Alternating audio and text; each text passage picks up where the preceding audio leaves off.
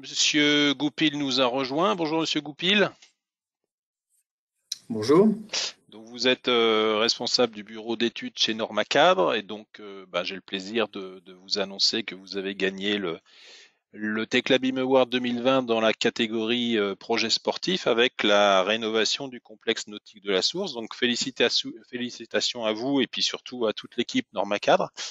Alors vous n'en êtes pas à votre coup d'essai puisque sauf erreur de ma part, vous avez déjà gagné en 2012 et en 2011. En 2012 de mémoire, c'était pour la tour de contrôle à Cayenne et en 2011, c'était un centre hospitalier en Polynésie française autant que je me souvienne. C'est bien ça. Donc là, cette année, vous nous avez proposé le complexe nautique de la Source en rénovation. Donc euh, je vais essayer de lancer la petite vidéo. Voilà, en coupant le son. Voilà, donc si vous voulez nous indiquer quelles étaient les missions de Normacad sur ce projet, et puis tout simplement la nature du projet, et puis après j'aurai sûrement quelques questions à vous poser. Oui, donc le but, c'était la réhabilitation d'une piscine existante, une piscine qui a été reconstruite donc sur le site de l'ancienne piscine, en conservant les principaux aspects architecturaux, notamment les façades bois avec des éléments dits en forme de chromosomes. Et sur ce projet, nous, on a pris en charge donc, toute la partie charpente métallique, toute la partie structure. Donc la structure métallique repose uniquement sur les poteaux bois des façades. Il y a très peu d'éléments en métallique qui descendent au sol. Alors évidemment, la contrainte principale, c'était la liaison et de faire la synthèse avec ces éléments bois qui étaient des éléments tridimensionnels, donc avec aucune partie ni verticale ni horizontale. Tout est incliné dans le projet, c'est ce qui fait aussi la réussite du projet, hein, mais en géométrie, c'était relativement complexe. Et ça, on l'a bien maîtrisé grâce à la modélisation BIM, la modélisation 3D, parce que le charpentier bois qui a réalisé les poteaux des façades a lui aussi modélisé en 3 dimensions ces poteaux, donc on a pu échanger nos modèles avec l'interface de Tekla au format IFC par exemple. Et on a fait plusieurs échanges de manière à être sûr qu'on soit parfaitement adaptés les uns aux autres.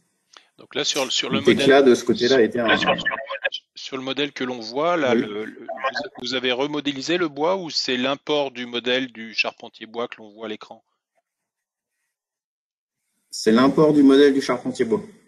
D'accord, que vous avez récupéré au format Donc lui IFC et nous a donné, importé sous forme de voilà, tout modèle de à fait, référence, j'imagine. Ok, très bien.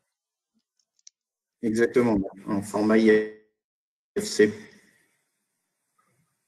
Donc nous, à partir de là, on a ajusté toutes nos attaches, toute notre structure pour correspondre aux pentes, parce qu'encore une fois, les poteaux bois sont tridimensionnels et,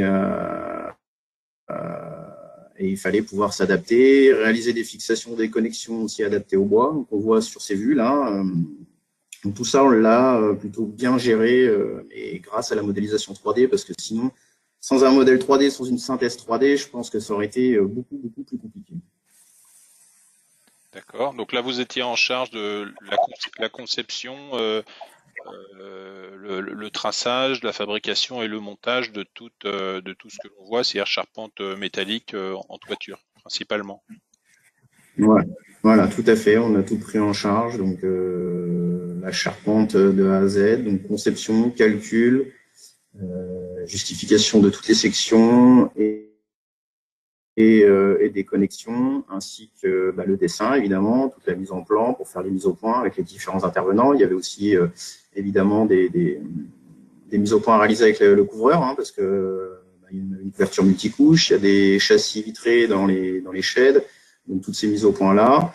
Et évidemment, le point final, c'était la fabrication et la mise en œuvre de la charpente. Donc, on a réalisé tous les plans de fabrication avec Tekla. Par la suite, on a fait toute la fabrication dans nos ateliers de Neuville-aux-Bois et la pose sur site, sur les sites de la Source au sud d'Orléans.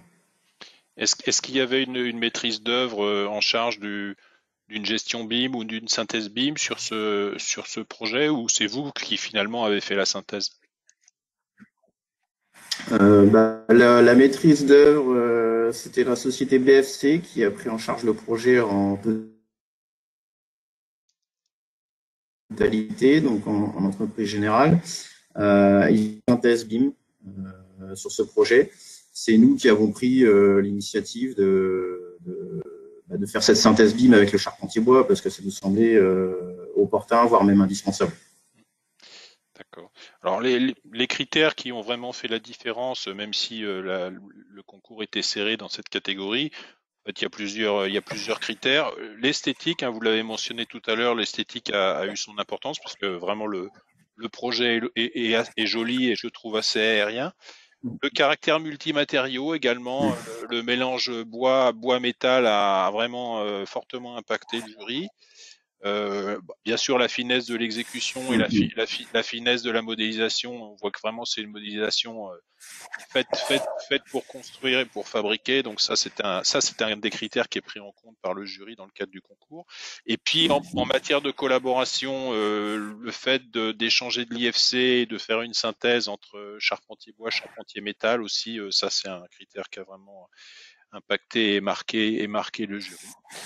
Donc, écoutez, félicitations à nouveau à Normacad, Monsieur Goupil. On viendra vous remettre en main propre le trophée Oui, merci. quand il sera fabriqué. Il est en cours de fabrication. Donc, vous pourrez rajouter dans votre Oui. collection un nouveau trophée des Tecla BIM Awards. Et puis félicitations à nouveau à toute l'équipe de ma part et de la part de Tecla et du jury. Je vous dis à bientôt.